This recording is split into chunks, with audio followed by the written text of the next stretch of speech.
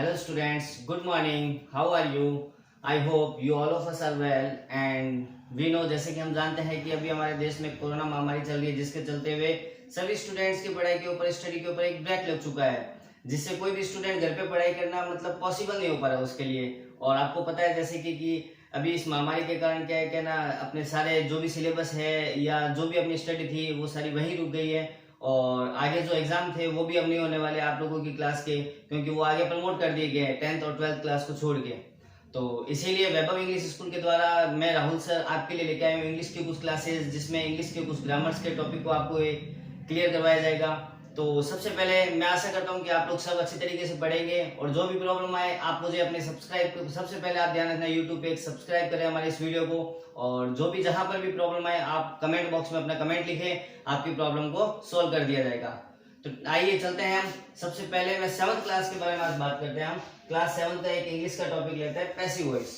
Okay, passive voice सबसे पहले बात करते हैं पैसिव वॉइस है क्या। देखो पैसिव वॉइस दो तरीके से इसमें सेंटेंस होता है। हमें सेंटेंस दिया हुआ होता है एक्टिव में, हमें इसको चेंज करना पड़ता है पैसिव के अंदर। हमें एक्टिव दे रखा होता है, पैसिव में चेंज करना होता है। अब एक्टिव सेंटेंस कौन सा होता है, पैसिव कौन सा होता है, 99.9% आपको एक्टिव ही दिया हुआ होगा। आपको एक्टिव ही दिया होता है क्योंकि आपके सिलेबस या 7th क्लास के अकॉर्डिंग आपको पैसिव वॉइस देके एक्टिव वॉइस नहीं पूछा जाएगा, आपको एक्टिव देके ही पैसिव पूछा जाएगा। तो हमें एक्टिव की पहचान कैसे होगी ध्यान रखना है। एक्टिव की पहचान होती है हमें स्टार्टिंग में हमेशा सब्जेक्ट दिया होता है। सब्जेक्ट कोई भी नाउन हो सकता है या कोई भी प्रोनाउन हो सकता है, कुछ भी यूज दिया हुआ हो सकता है, लेकिन ये ध्यान रखना हमें सब्जेक्ट जरूर दिया हुआ होगा क्वेश्चन के अंदर, वो हमारा एक्टिव वॉइस होगा। और दूसरी बात ये सेंटेंस में हमें कहीं भी एक्टिव वॉइस के अंदर बाय नहीं दिया हुआ होगा। एक्टिव वॉइस में कहीं पर भी हमें बाय नहीं लगा हुआ होगा, सिर्फ एक्टिव वॉइस सिंपल सेंटेंस होगा जिसके अंदर एक तो सब्जेक्ट दिया होगा, एक वर्ब होगी, एक ऑब्जेक्ट होगा, उसके बाद कोई भी कॉम्प्लीमेंट हो सकता है, उसके बाद कोई भी अदर सेंटेंस। ऐसे चलता सब्जेक्ट, वर्ब, ऑब्जेक्ट, कॉम्प्लीमेंट और अदर जो भी है। एक बार ध्यान रखना सब्जेक्ट के बारे में बताता हूँ, आपके सब्जेक्ट में भी प्रॉब्लम रहती है कि सब्जेक्ट कौन सा हम पहचान नहीं पाते हैं, तो उसके लिए मैंने आपको टेबल नीचे राइट डाउन कर दिया है, आपको उसको बताऊंगा कैसे होगा ये। सबसे पहले हम बात चलते हैं पैसिव वॉइस या एक्टिव वॉइस क्या है। A sentence of active voice is given which has to be changed into passive voice. एक सेंटेंस होता है जो हमें एक्टिव वॉइस में दिया होता है, उसे हमें चेंज करना पड़ता है पैसिव वॉइस के अंदर। अब एक्टिव वॉइस क्या है और पैसिव वॉइस क्या है। In such sentence the subject is main. Active voice के अंदर मेन आपकी क्या होता है, सब्जेक्ट होता है, और it comes in the beginning of the sentence. यह सेंटेंस के कहां स्टार्टिंग में आता है। सेंटेंस है कितना भी बड़ा लिखा हो, आपकी स्टार्टिंग में आपको क्या दे रखा होगा, सब्जेक्ट दे रखा होगा। And verb is added in the sentence according to the number and person. Verb होगी जो आपके किसके अकॉर्डिंग चलेगी, नंबर और पर्सन के अनुसार, व्यक्ति के अनुसार या नाउन के अनुसार, किसी के अनुसार भी चल सकती है। बात करते हैं पैसिव वॉइस। पैसिव वॉइस क्या है, इन सेंटेंस ऑब्जेक्ट इज मेन। अगर एक्टिव वॉइस में सब्जेक्ट मेन होता है तो पैसिव वॉइस के अंदर आपके ऑब्जेक्ट मेन होता है। इसकी शुरुआत ही कहां से होती है, ऑब्जेक्ट से होती है, ध्यान रखना। पैसिव वॉइस की शुरुआत कहां से होगी, आपके ऑब्जेक्ट से होगी। इज में helping verb is used in the sentence according to the number and person of the object। अब एक बात ये, जब भी हम सब्जेक्ट, देखो सेंटेंस में तीन ही चीज से स्टार्ट होता है, सब्जेक्ट, वर्ब और ऑब्जेक्ट, हमें तीन चीज को पकड़ना है। जब आप, ये आपका एक्टिव का स्ट्रक्चर है, जब आप इसको पैसिव में बनाओगे या पैसिव में चेंज करोगे तो पैसिव में चेंज करते वक्त ध्यान रखना ऑब्जेक्ट आपका पहले आ जाएगा, फिर आपकी हेल्पिंग वर्ब आ जाएगी, उसके बाद वर्ब आ जाएगी, उसके बाद बाय आ जाएगा और उसके बाद आपका सब्जेक्ट आ जाएगा। ये आपकी स्ट्रक्चर बनती है। मतलब ऑब्जेक्ट जो लास्ट में था वो पहले आ गया, फिर हेल्पिंग वर्ब आती है, वो हेल्पिंग वर्ब किसके अनुसार आती है, जो ऑब्जेक्ट लेके आते हैं उसके अनुसार। मैं बताऊंगा कहां पे कौन सी हेल्पिंग वर्ब आएगी, वो भी आपका सॉल्यूशन कर दिया जाएगा। Object, helping verb, verb, by और सब्जेक्ट। एक चीज और ध्यान रखना, वर्ब जब भी एक्टिव को हम पैसिव के अंदर चेंज करेंगे, जब भी एक्टिव को पैसिव में चेंज करेंगे, वर्ब की हमेशा थर्ड फॉर्म लगेगी, ध्यान रखना। वर्ब की हमेशा थर्ड फॉर्म लगेगी, एक चीज हमेशा दिमाग में बैठा लेना कि एक्टिव वॉइस को पैसिव वॉइस में चेंज करना, इट मींस वर्ब की हमेशा वर्ब की थर्ड फॉर्म ही लगेगी। अगर नहीं लगती है तो उसके लिए फिर हमें कुछ ना कुछ है ना आईएनजी फॉर्म लगा के, कुछ भी लगा के, बीइंग लगा के हमें वर्ब की थर्ड फॉर्म ही लगानी पड़ती है, फर्स्ट फॉर्म का कभी यूज नहीं होता, ध्यान रखने के बाद। अब बारी आती है rules for changing from active voice to passive voice. Active को जब पैसिव में चेंज करते हैं तो कैसे चेंज किया जाता है, एक बार आप इसको देख लीजिए। एक टेबल बनाई आप लोगों के सामने,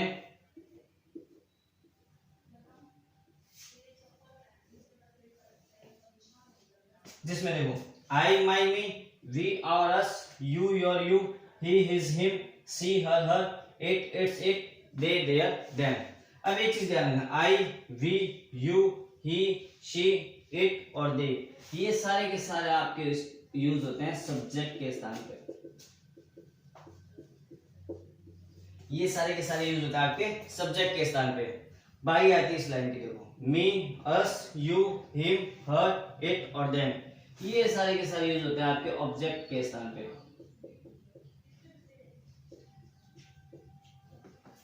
फर्स्ट वाली लाइन सब्जेक्ट के अनुसार, सेकंड वाली लाइन ऑब्जेक्ट के स्थान पर। अब बारी आती है, देखो जब अगर सेंटेंस में हमें ऑब्जेक्ट दे रखा है, हमें ऑब्जेक्ट दे रखा होगा, उसको हमें चेंज करना पड़ेगा सब्जेक्ट में, क्योंकि मैंने लिखा है एक्टिव को जब पैसिव में चेंज करते हैं तो ऑब्जेक्ट आता है स्टार्टिंग में। तो ऑब्जेक्ट अगर हमारा मी होगा तो इसको सब्जेक्ट में लेके आएंगे तो इसका क्या हो जाएगा, आई हो जाएगा। उसी प्रकार अगर हमारा ऑब्जेक्ट अस होगा तो उसको सब्जेक्ट के स्थान पे लेके आएंगे तो वो क्या हो जाएगा, वी हो जाएगा।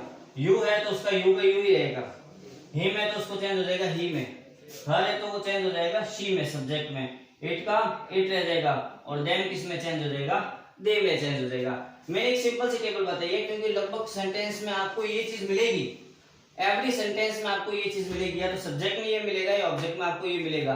तो एक चीज ध्यान रखना, जब सब्जेक्ट को ऑब्जेक्ट में चेंज करेंगे, अगर स्टार्टिंग में सब्जेक्ट हमें दे रखा है आई, स्टार्टिंग में सब्जेक्ट दे रखा है आई, इसको जब पैसिव में बनाएंगे तो इसका सब्जेक्ट क्या हो जाएगा, पैसिव में बनाएंगे तो क्या हो जाएगा, मी हो जाएगा। वी दे रखा तो उसका पैसिव क्या हो जाएगा, अस हो जाएगा। यू दे रखा तो यू का यू, ही का हो जाएगा हिम, शी का हर, इट का इट रहता है और दे का चेंज हो जाएगा देम। तो आप पहले इसको एक बार स्क्रीनशॉट ले लीजिए, इसको आप राइट डाउन कर लीजिए, 1 मिनट आपके पास टाइम है।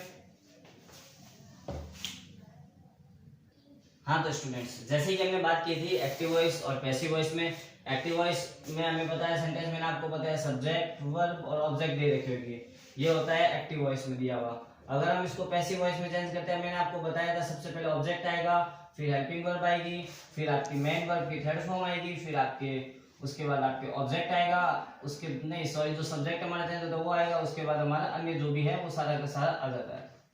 हमने ये बात की थी। अब मैंने आपकी सॉलिड के लिए टेबल बना दी है, आप लोग इजीली पैसिव वॉइस की टेबल को लर्न कर सकते हो। पैसिव वॉइस आपका इसी में खत्म हो जाता है सारा। बाकी एक समझाने वाली टेबल है टेंस की, जिसमें आपको पता लग जाएगा कि हेल्पिंग वर्ब कौन सी यूज होगी कहाँ पे सब्जेक्ट के अनुसार, वो भी आपका सॉल्यूशन कर दिया जाएगा।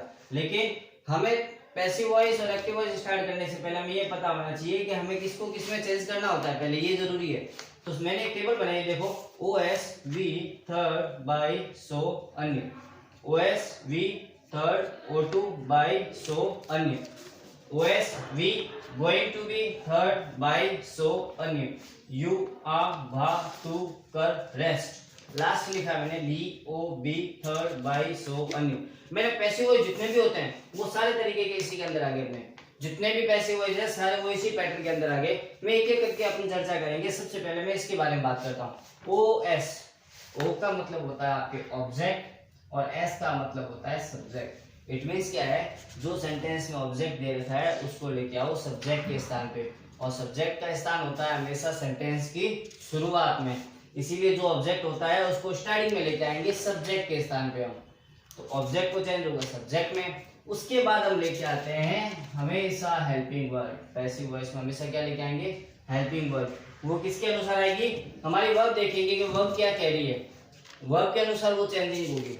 फिर वर्ब, वर्ब की कौन सी फॉर्म लगेगी, हमेशा पैसिव वॉइस में थर्ड फॉर्म ही लगेगी। ध्यान रख लो, दिमाग में बैठा लो इस बात को कि पैसिव वॉइस चेंज करते समय, एक्टिव वॉइस को चेंज करते समय पैसिव वॉइस में हमेशा वर्ब की थर्ड फॉर्म को ही यूज किया जाता है। उसके बाद आता है बाय, उसके बाद सब्जेक्ट S और O। S का मतलब होता है सब्जेक्ट, O का मतलब होता है ऑब्जेक्ट। मतलब जो सब्जेक्ट है उसको लेके आएंगे हम ऑब्जेक्ट के स्थान पे। उसके बाद जो अन्य जो भी बचता है वैसे का वैसे होता है और कुछ नहीं करना है। अब तो इन्फ्यूजन ये, सर वर्ब और ऑब्जेक्ट हमें कैसे पता लगेगा, सर ये वर्ब है या ऑब्जेक्ट है? तो उसका सॉल्यूशन ये है, सब्जेक्ट के बाद जब एक्टिव वॉइस दे रखा होगा आपको सेंटेंस में, जब भी आपको एक्टिव वॉइस दे रखा होगा तो सब्जेक्ट के बाद हमेशा आपको वर्ब ही मिलेगी और उसके बाद हमेशा आपको ऑब्जेक्ट ही मिलेगा। कुछ एडवर्ब हो सकती है साथ में, लेकिन सब्जेक्ट, वर्ब और ऑब्जेक्ट ही मिलेगी। अब बारी आती है वर्ब की, सर वर्ब चलो सब्जेक्ट पहचान में आ गया, सर स्टार्टिंग में दिया होगा और हमने आपको टेबल में बता दिया, आपने sir I, you, we, he, she, it, they, ये सारे सब्जेक्ट में आते हैं, ये आपने बता दिया। चलो सर, कोई भी नाउन हो सकता है, कोई भी व्यक्ति का नाम, कोई भी प्लेस का नाम स्टार्टिंग में हो तो वो भी हमारा सब्जेक्ट होता है। वर्ब सर, वर्ब 3 फॉर्म होती है, वैसे वर्ब की 5 फॉर्म चलती है, वर्ब की चलती है फॉर्म 5। जैसे मैं एक सिंपल सी वर्ब लेता हूं, प्ले, ये इसकी फर्स्ट फॉर्म है प्ले, प्ले की सेकंड फॉर्म होती है प्ले, थर्ड फॉर्म भी होती है इसकी प्ले, फोर्थ फॉर्म होती है इसकी आईएनजी में, PLAYING प्लेइंग, और फिफ्थ फॉर्म होती है इसकी प्लेज। ये 5 फॉर्म चलती है वर्ब्स की, वर्ब्स की चलती है 5 फॉर्म। हमें वर्ब की हमेशा पैसिव वॉइस में कौन सी फॉर्म लेनी है, थर्ड फॉर्म का ही यूज करना है वर्ब की। कभी ईडी भी हो सकता है, कभी एएस भी लग सकता है, चेंज होती रहती है वो। मैं आपको जब हमारा पैसिव वॉइस चल रहा है या मैं टेंस कराऊंगा तो उसके अंदर आपको वर्ब्स की तीनों फॉर्म लिखवाऊंगा। लगभग मेरी हर क्लास के अंदर आपको 20 से 25 डेली के आपको जो वर्ब की थर्ड फॉर्म होती है, फोर्थ फॉर्म होती है, चारों आपको मिलेगी उसके अंदर।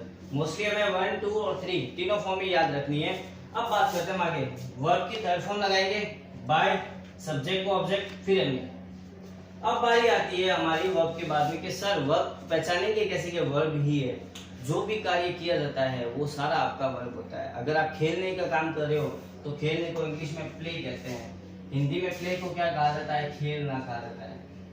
खेलना में पीछे शब्द क्या है, ना। अगर इस ना शब्द को हटा दिया जाता है तो लास्ट में शब्द क्या बचता है, खेल।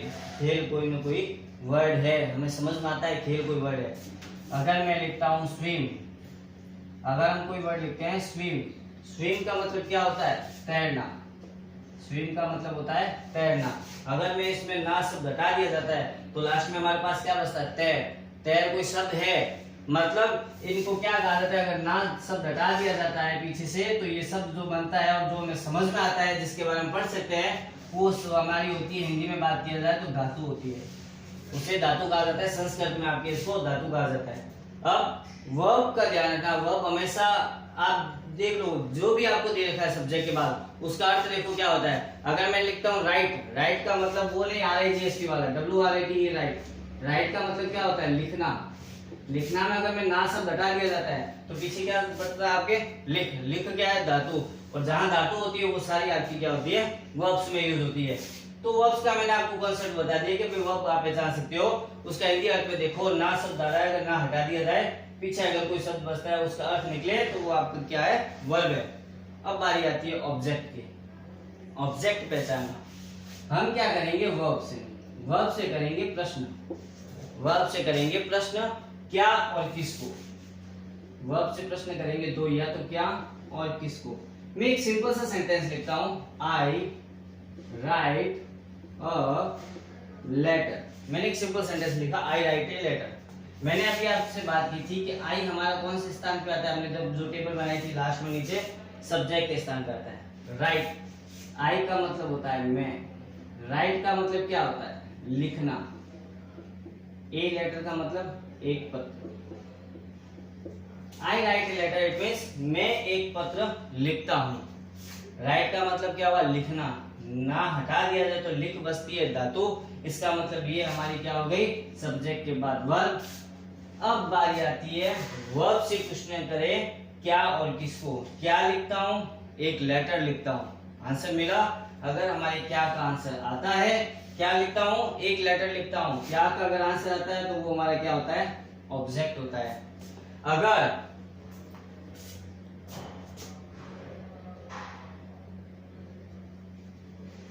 इस सेंटेंस में आगे कुछ भी दिया हुआ है, इस सेंटेंस में आगे अगर कुछ भी दिया हुआ है तो वो सारा का सारा आपका पार्ट आ जाएगा अदर पार्ट्स में। इसमें कभी कभी ऑब्जेक्ट डबल भी होते हैं, वो जब क्वेश्चन आएगा तब हम बात करेंगे डबल ऑब्जेक्ट वाले क्वेश्चन कौन से होते हैं। मैं एक सिंपल सेंटेंस की बात करता हूं, तब हमने देख लिया वर्ब से क्वेश्चन करते हैं क्या और किसको, क्या का आंसर आता है, तो वर्ब से अगर क्वेश्चन किया क्या आंसर आया तो वो हमारा ऑब्जेक्ट हो गया। अब बारी आती है कि किसको का सर आंसर क्यों नहीं आता। अगर दोनों का आंसर आता है, एक बात ध्यान रखना, इसका आंसर अलग आता है और इसका आंसर अलग आता है, दोनों का आंसर अलग आता है। पहले वाले का आंसर आता है वो होता है आपका ऑब्जेक्ट नंबर 1, जो दूसरे वाले से आंसर निकलता है किसको से, वो होता है आपका ऑब्जेक्ट नंबर 2। जब क्वेश्चन आएगा तो हम इसके बारे में बात करेंगे, ऑब्जेक्ट 2 के बारे में। अब देखो ऑब्जेक्ट को सब्जेक्ट में बदलेंगे, फिर वर्ब, वर्ब की कौन सी, थर्ड फॉर्म, ऑब्जेक्ट उसके बाद टू आएगा। जब क्वेश्चन में दो ऑब्जेक्ट दे रखे हो तो ऑब्जेक्ट नंबर टू आता है वर्ब की थर्ड की फॉर्म बाय सब्जेक्ट को ऑब्जेक्ट, फिर अन्य जो भी है वैसे का वैसे, फिर ऑब्जेक्ट को सब्जेक्ट में वर्ब। अगर क्वेश्चन के अंदर आपको कहीं पर भी गोइंग टू भी दिया हुआ है, गोइंग टू भी दिया हुआ है तो गोइंग टू भी के बाद सीधा वर्ब की क्या लगा दो थर्ड फॉर्म, उसके बाद बाय सो अन्य। यू अब धातु का रेस्ट क्या है? यू देखो होता है वाई ओ यू, आ का मतलब होता है आर ए आर ई, भा का मतलब होता है आपके भाव, टू का मतलब होता है टू इंग्लिश वाला। तो रेस्ट कुछ नहीं है, जैसे दे रखा है वैसे का वैसे होता है। अब सर ये सेंटेंस कैसे दिया हुआ होता है बताता हूं उनको।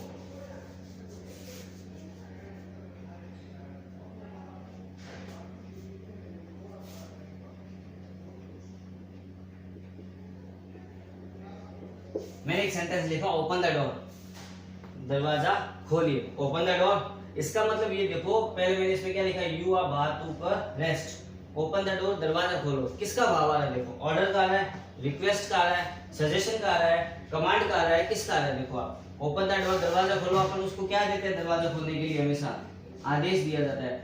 आदेश को इंग्लिश में क्या बोला जाता है, ऑर्डर बोला जाता है। तो ऑर्डर आ रहा है, ऑर्डर का भाव आ रहा है, बस ध्यान रखना। अब चलते हैं, सबसे पहले हमें क्या लिखना होता है इसमें, यू, यू लिखो। उसके बाद क्या है आर, उसके बाद भाव, भाव किसका आ रहा है ऑर्डर का, यू आर ऑर्डर्ड, बस यू आर ऑर्डर, भाव आया ऑर्डर का तो ऑर्डर लगा दिया वर्ब की थर्ड फॉर्म।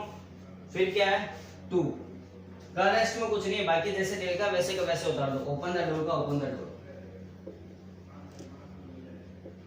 तो क्या बन गया ओपन द डोर का हमारे पैसे, you are order to open the door, ये बनता है इससे। लास्ट बारी आती है ली की, let O be third by Sonia, let का होता है आपके अर्थ लेट, फिर ऑब्जेक्ट बी वर्ब की थर्ड फॉर्म बाय सो और अन्य। लेट वाले क्वेश्चन जब दिए होते हैं उसमें ही लेट का यूज करना, बाकी हमें नहीं करना, अदर में फिर तो ये यूज करेंगे। ये मैंने आपको 5 टेबल बताई है, 1 2 3 4 और 5। आप इसको घर पे अच्छे तरीके से देखिए, इसको लर्न कीजिए। अगर कहीं पे प्रॉब्लम आती है आप अपना कमेंट लिखिए, आपकी प्रॉब्लम को सॉल्व कर दिया जाएगा। और 2 मिनट है आपके पास, आप इसको राइट डाउन या स्क्रीनशॉट ले लीजिए आप इसका। ओके स्टूडेंट्स, जैसे कि हमने आज एक्टिव और पैसिव वॉइस के बारे में बात की 7th क्लास के टॉपिक के, तो आज जितना आपको कराया गया है आप उसको रीड कीजिए, अपनी फेयर कॉपी में उसको उतारिए और जहां प्रॉब्लम आती है अपने कमेंट बॉक्स में कमेंट लिखिए, आपकी प्रॉब्लम सॉल्व कर दी जाएगी। Okay, good bye.